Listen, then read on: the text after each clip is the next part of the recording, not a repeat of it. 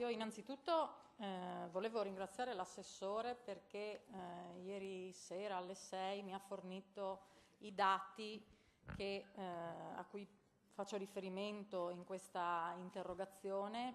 e che avevo già richiesto, penso 3 settimane fa, in sede di commissione. L'intenzione di questa interrogazione è ovviamente quella di far emergere come noi stiamo andando a discutere un disegno di legge sulle attività estrattive senza avere un quadro preciso di quella che è la situazione regionale, sia dei fabbisogni, sia dei volumi autorizzati e anche appunto in itinere, e rilevo appunto che pur avendo ricevuto ieri sera questi dati, mi auguro che siano stati ricevuti da tutti i consiglieri che oggi andranno a valutare il disegno di legge sulle attività estrattive, dato che comunque nelle norme transitorie vengono inserite numerose deroghe che riguardano proprio le attività pendenti. E quindi oltretutto vorrei evidenziare come anche nel sito regionale che riguarda le procedure di valutazione ambientale non siano più reperibili tutti i documenti riguardanti l'istruttoria delle varie valutazioni ambientali anche concluse, che possono dar modo, elemento rispetto ad altre regioni che pubblicano tutti i documenti accessori delle istruttorie e tra l'altro la nostra stessa regione fino a qualche mese fa rendeva pubblico a chiunque l'accesso a questi dati. Mi chiedo come mai insomma abbiamo fatto un passo indietro rispetto a questa trasparenza e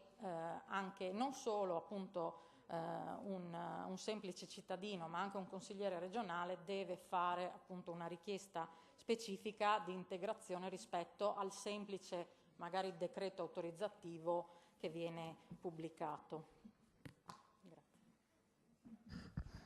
Risponde l'assessore Vito. Allora, pregiatissima consigliera, si evidenzia che il servizio geologico non risulta pervenuta alcuna richiesta scritta diretta relativamente ai dati sopramenzionati da parte della segreteria del Movimento 5 Stelle o di altro soggetto. La richiesta è stata da lei formulata esclusivamente oralmente durante i lavori della 4ª commissione consiliare ambiente, relativamente a 9 progetti e agli ampliamenti in istruttoria. L'ufficio si è comunque immediatamente attivato. Nel momento in cui il prospetto richiesto era pronto, le è stato inviato. Quindi non vi è alcun motivo di impedimento da parte degli uffici. Le dico in più che, oltre quindi ad aver comunicato a lei nel momento in cui le tabelle erano pronte, sono stati inviati a tutti i componenti della commissione e dopo, questo lo dirò chiaramente anche nel momento successivo, al di là del discorso della trasparenza che viene disciplinato dalla normativa esistente, quindi credo che non si possa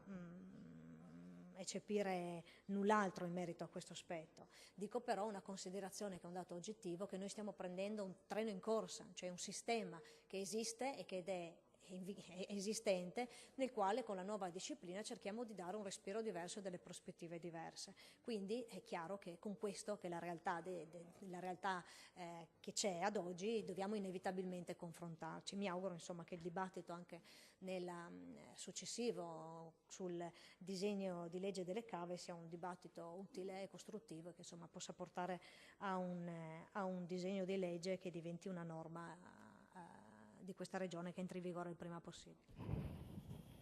Capisce, Assessore, che però appunto, come dice lei, siamo un treno in corsa che deve scontrarsi con la realtà esistente, che però, come abbiamo visto ad esempio prima nel caso della situazione sollevata dalla mia collega Bianchi, abbiamo avuto una rincorsa folle, un consiglio comunale straordinario convocato per una variante che grazie al rinvio di questa seduta d'aula ad oggi rispetto al 29 ha potuto fare una variante per mettere un ampliamento delle zone di 4 anche abbastanza notevole, direi, e forse era il caso, se appunto come era noto ormai da tempo l'assessore e la Giunta stava lavorando ad un piano regionale dell'attività estrattiva e una modifica, una revisione completa della normativa, magari precedentemente fermarsi, non lo so, fare una norma ad hoc che stabiliva una moratoria e un fermo delle autorizzazioni e delle varianti, ma precedente, non in corsa e con le rincorse del caso di tutte le richieste pendenti, forse sarebbe stato un ragionamento più tutelante sia appunto dell'attività regionale che a parole vuole appunto tutelare l'ambiente e il territorio, ma anche tutelante nei confronti della realtà forse imprenditoriale e comunale dei comuni regionali che non si vedono arrivare richieste e non si vedono costretti a dover rincorrere l'attività normativa regionale.